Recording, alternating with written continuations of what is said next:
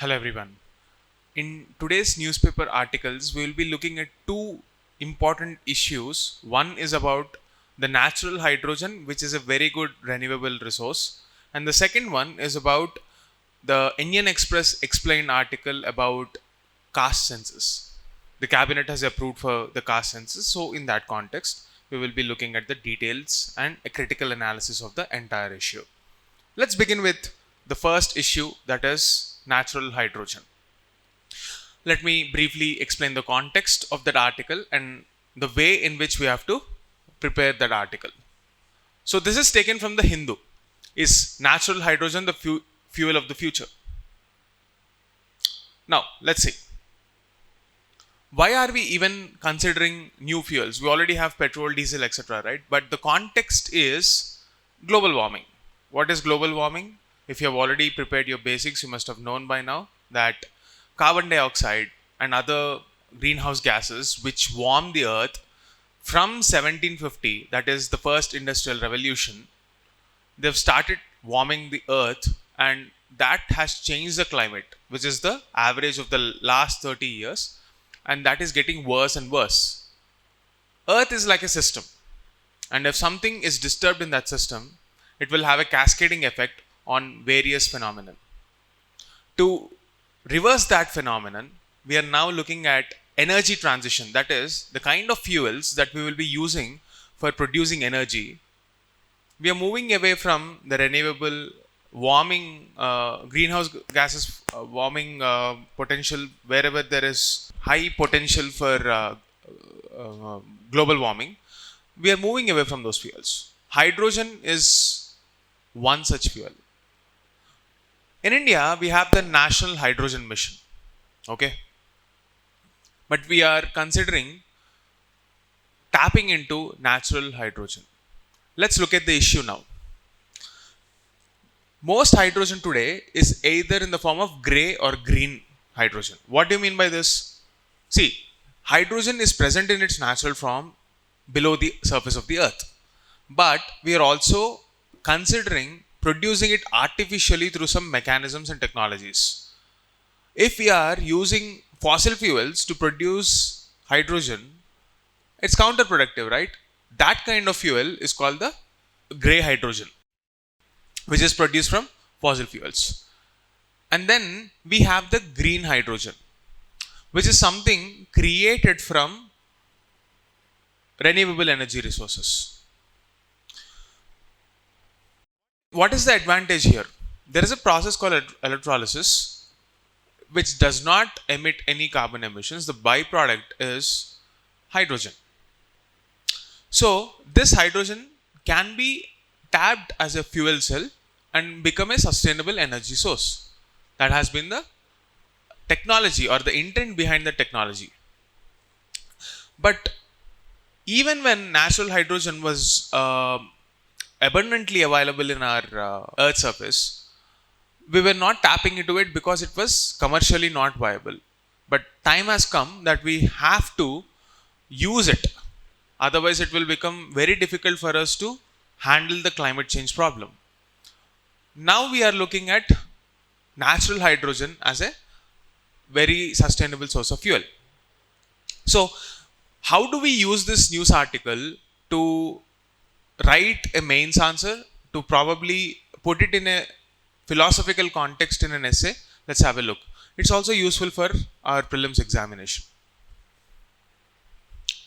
So, like we have discussed, why was it ignored before? First of all, it was difficult to isolate, then it was difficult to store it, and then it was not commercially viable for exploration companies that were involved in this process. So, because of this, it was ignored before.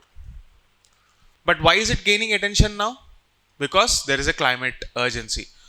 If you take a look at the assessment report,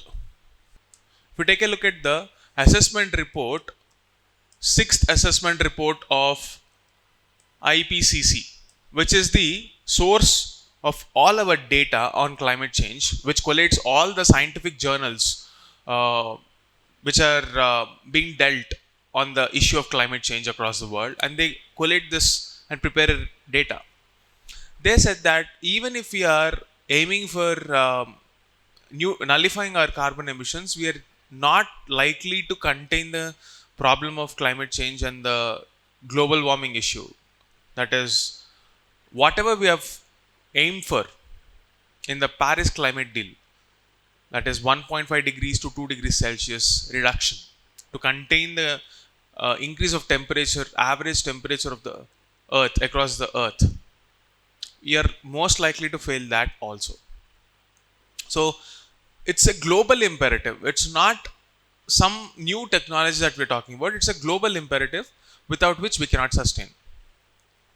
So that sense of climate urgency and the need for countries to move to a cleaner energy source, that's the reason why we are looking at natural hydrogen.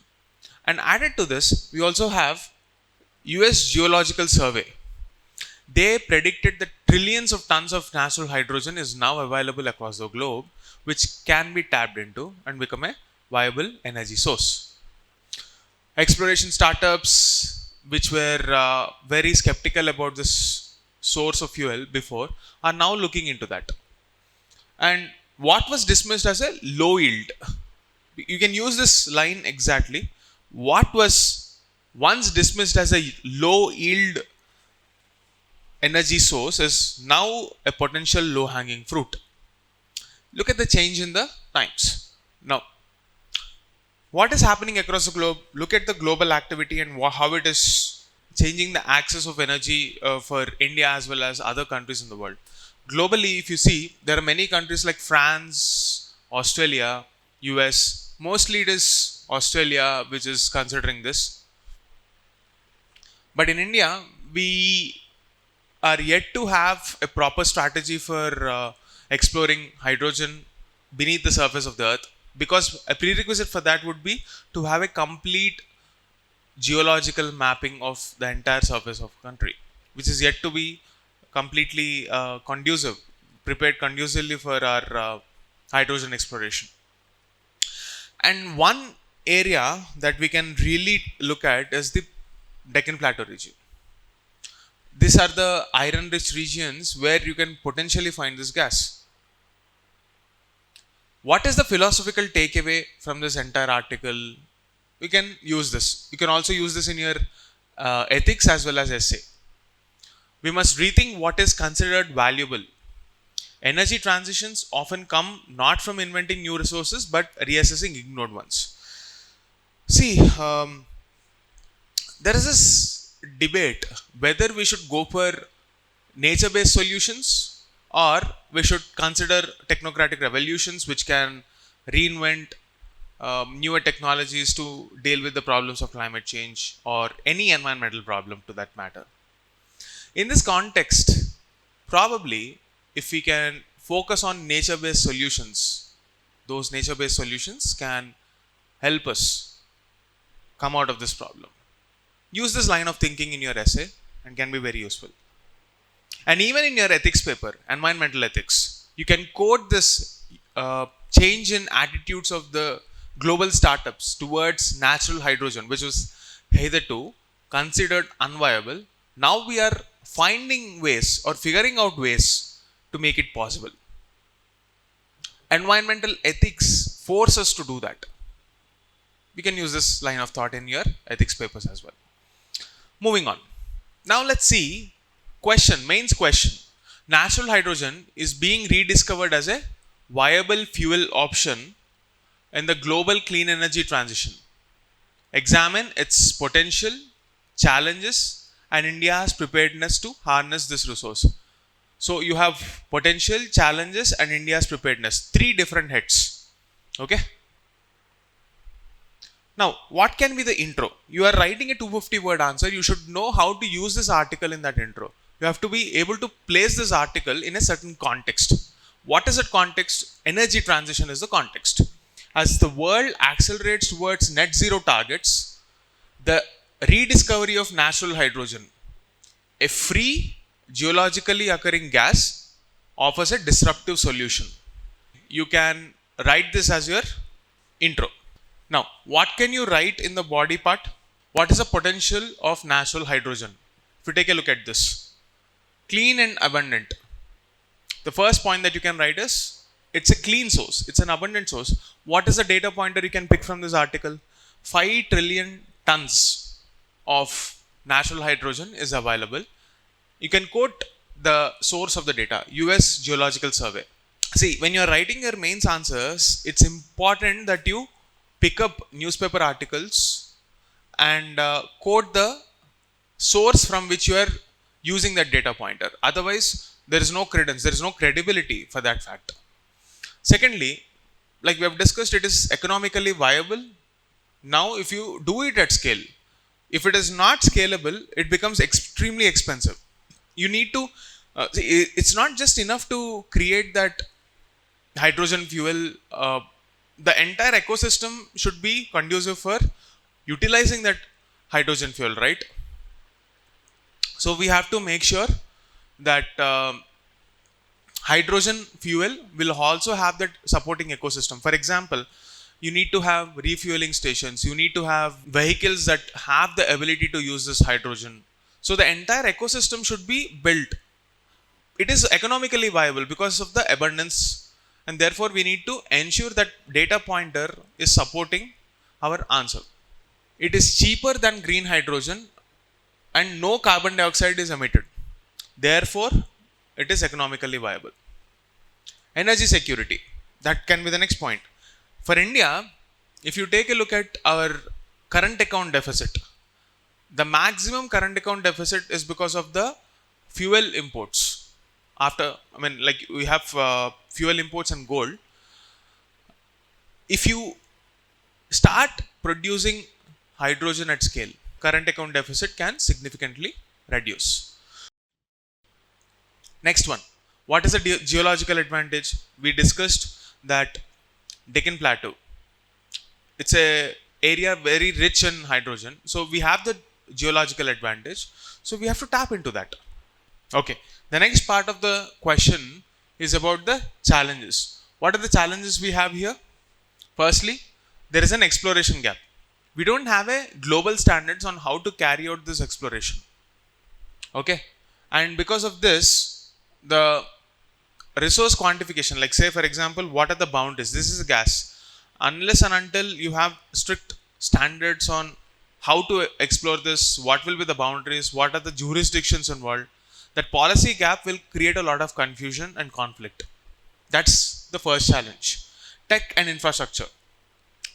The same challenge that was there many years ago is still relevant. We do not have a proper storage ecosystem.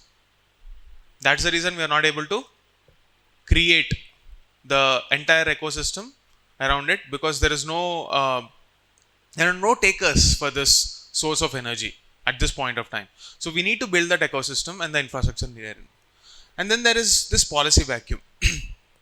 Right now, what do you need policy for? Take a look at e-vehicles. There is this FAME scheme by the Ministry of Heavy Industries. The reason why the ministry came up with that scheme is because the early adopters, they don't have an incentive to take it. E-vehicles are very new into the market, and it's a lot of risk for the consumer. Unless and until there is an incentive which will encourage the buyer to procure that, they wouldn't be doing it. Such kind of policy support, like a FAME-like scheme, is not present in our country right now, and that's the reason why we are not taking it. See, this is the usual lens. Like it is not just about this particular article alone. You have to develop this line of thinking for any new scientific innovation which is supposed to be adapted at scale across the globe. These are the same pointers that you need to think. These are the same challenges. See, technical viability, economic viability, policy, all these points are relevant not just for this article but for any other article as well. Next up, what is India's preparedness? Is India ready to take this up? Maybe. Let's see. We have the National Hydrogen Mission, which is trying to scale up the green hydrogen manufacturing. But it's a very expensive process because it requires because this is hydrogen is something that is produced through electrolysis. So electrolyzers are very expensive, and unless and until we do it at scale, it's not viable. So that mission should probably focus on natural hydrogen also, because it is much more viable than producing green hydrogen. At this point of time, if you are looking at the prelims pointers, natural hydrogen is excluded. It's not within the ambit of the natural hydrogen mission. Next up, scientific institutions are yet to begin any coordinated survey or exploration surveys. So we have the new hydrocarbon exploration policies, which do not include hydrogen at this point of time. That policy vacuum should also be plugged. There should be some incentives for the exploration companies so that we can take this. This is the first step. Unless and until we don't know the kind of resources we have, we can't build an ecosystem around it, right? So we need to focus on that first. So what is the conclusion that you can write in this answer? Always, whenever you're reading an article, they should be mapped to the final strategic goals that our country has. When you're reading any article on energy transition or a viable energy source, we should focus on the net zero by 2070. And this is not just India's mandate. Achieving net zero targets is there for every country. EU, US, UK, many other countries also came up with this. Why is this important? Because if we have to meet our climate goals, every country should move towards carbon neutrality. Net zero, to the uninitiated who don't know what net zero means, it's how much ever carbon that we are emitting into our atmosphere, we are making efforts to absorb something back, so that the net effective emission, that will be zero. India aims to achieve that through its LTLEDs. There is something called LTLEDs, long-term low emission developmental strategy. The business as usual approach is not something that will work. So we have to move towards a decarbonization agenda. And the first step for that is to move away from those fossil fuels which are not helping us. That is the LTLEDs. So for this, India should initiate a geomapping mission. The first step, because we need to know what we are looking at. Right? We have to explore our region in the first place. Then you have a natural hydrogen pilot program. We have the National Hydrogen Mission, but that is not including natural hydrogen. So the Ministry of Renewable Energy, New and Renewable Energy, they should have this National Hydrogen Pilot Program. Next, you have to collaborate with countries like Australia or US for R&D, because those are the countries which are pioneering this research. So this can be the structure of your answer. We have seen what natural hydrogen is, National Hydrogen Mission. Then we have seen how it can help us in energy transition. We have learned the methodology of presenting an answer with data and how to conclude an answer. You always have to map the conclusion to the national needs of our country. I mean, it should also be aligned with our global needs. The conclusion should be futuristic, and that's the reason we are presenting the answer like this. Ultimately, when you have to conclude clean industrialization, reducing fossil fuel dependency, and enhancing India's leadership in future fuels, these are the points that you can use. Also, at this junction, I will request everyone to read about something called mission innovation. In that, India is pioneering the use of alternative fuels. There is a working group on alternative fuels. India is heading that. So read about this mission innovation. It can be used in this answer as well.